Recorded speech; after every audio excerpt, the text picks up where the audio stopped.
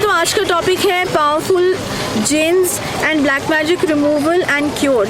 तो आज हम इसके बारे में बात करेंगे। बहुत सी मेल्स आती हैं, बहुत से क्वेश्चंस आते हैं व्हाट्सएप चैट में टीम को कि क्या प्रोसेस है जिससे आप लोगों को ठीक करते हैं, किस प्रोसेस से आप इन सब चीज़ों को दूर निकालते हैं हमारी लाइफ से। तो सबसे पहली बात तो एक क्लियर करना बहुत ज़रूरी है कि हम सात्विक हीलिंग में हैं, जिसमें कोई भी जानवर की बलि देना या खून जिसमें यूज़ होता है तामसिक प्रोसेसेस में, वो चीज़ें हम नहीं करते हैं। प्लस यूट्यूब में या पर्सनल लेवल पे क्या हम मेथड्स यूज़ करते हैं वो डिस्क्लोज़ नहीं कर सकते, क्योंकि जब तंत्र प्रैक्टिसेस कराई जाती हैं तो उसमें प्लेज लिया जाता है कि नॉर्मल पब्लिक के लिए ये तंत्र एक्टिविटीज़ डिस्क्लोज़ ओपन में नहीं हो सकती हैं, ये रूल होता है। लेकिन आजकल क्या है कि जितने भी तांत्रिक्स हैं, जो हीलर्स हैं, जो इस चीज़ से भटक चुके हैं, खुद भी अपने कर्मा साइकिल से भटक चुके हैं, वो इस चीज़ को नहीं मानते और अपना बिजनेस बनाने के लिए सामने तक बुला के इंसान को बिठा के विक्टिम को इस क्योर को शुरू कर देते हैं।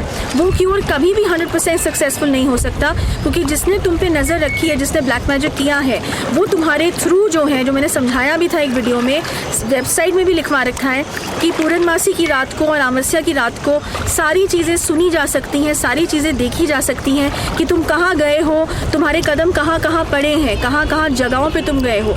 तो जब उनको सब कुछ दिखाई दे जाएगा, जब तुम सामने बैठ के पूजा करवा रहे हो, तो कैसे तुम्हारा 100% क्योर हो पाएगा। तो सबसे पहली बात तो ये है, डिस्टेंट हीलिंग का प्रोसेस जो हमारा है उसको हम फॉलो करते हैं। इससे ज़्यादा डिस्क्लोज और कॉन्फिडेंशियल चीज़ें जो हैं हम रखते हैं, उसको डिस्क्लोज नहीं किया जा सकता। बेसिक्स हैं जिसके बारे में हम आज बात करेंगे कि अगर हमारे पास कोई क्योर के लिए हमको कॉन्टैक्ट करता है तो उसका क्या प्रोसेस है। सबसे पहला जो पॉइंट है वो है केस स्टडी या डायग्नोसिस का। इसका सिंपल ये मतलब है तुम्हें अपनी photograph, date of birth, time of birth, अपना प्रॉब्लम जो भी डिस्क्रिप्शन है वो लिख के भेजना पड़ेगा। जीमेल पे, व्हाट्सएप पे लिख के भेजो, जैसे भी जो मीडियम्स दे रखे हैं वहाँ पे, उसके थ्रू जब भेजा जाता है हमको, तो उसमें सबसे पहले बोला जाता है कि डायग्नोसिस जो एक पेड सर्विस है, इसमें 5 मिनट का फेस रीडिंग में नहीं डायग्नोसिस पूरा होता, इसमें 3 से 4 दिन लग जाते हैं करने में। दूसरी बहुत इंपॉर्टेंट बात यह है कि हम सात्विक काम करते हैं, तो इसमें पूजा सामग्री जो सात्विक चीज़ें हैं वो इस्तेमाल होती हैं, तो इसका कोई साइड इफ़ेक्ट नहीं है जब इसका इलाज कराते हो। किसी जानवर को मारोगे, उसकी बलि दोगे, तो उसको वो भी जीव हत्या कहलाती है, ठीक है। तो वो उसका भी तुम्हें जो है साइड इफ़ेक्ट लगना ही लगना है। वो कहीं और निकलेगा, फिर आज नहीं निकलेगा तो बाद में निकलेगा, बट डेफिनेटली तुम उस चीज़ से छूट नहीं सकते हो। तो इस वजह से साइड इफ़ेक्ट नहीं है, 100% क्योर होता है सात्विक एलिमेंट्स का, अगर जेन्युइनली कोई हीलर करता है। बहुत से लोग हैं, बहुत सी ऑर्गेनाइजेशंस हैं जो बोलती हैं हम सात्विक हीलिंग करते हैं, बट इंटरनली जो ये मैं तुम्हें बहुत एक अंदर की चीज़ इसमें बता रही हूँ कि 40% या 50% ही 100% सात्विक हीलिंग होती है।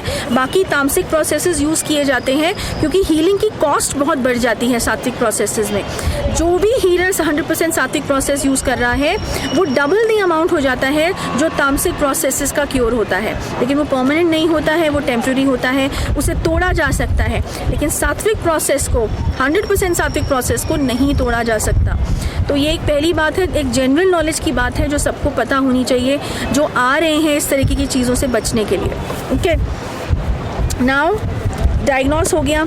अब डायग्नोस में ये पूछा जाता है कि क्या क्या चीज़ें आप बताते हैं। डायग्नोस में सब कुछ बताया जाता है, कितने दिन का क्योर है, कितना अमाउंट लगेगा, कितना टोटल, इसमें क्या क्या इंस्ट्रक्शंस हैं, कौन से प्लैनेट्स ख़राब हो चुके हैं, कितनी बॉडी ख़राब हो चुकी है, क्या क्या इसमें अब हीलिंग में जो स्टेप्स हैं, कितने दिन, सब कुछ तुम्हें बताया जाएगा।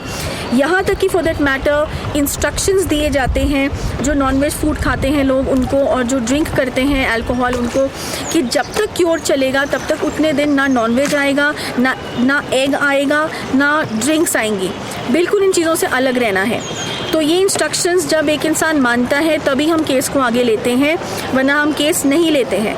कुछ लोग हैं जो बोलते हैं हम सिर्फ ट्यूसडे नहीं छोड़ देंगे, सैटरडे छोड़ देंगे तो इसमें हमारी हीलिंग हो जाएगी, तो हम मना कर देते हैं, we don't take that case.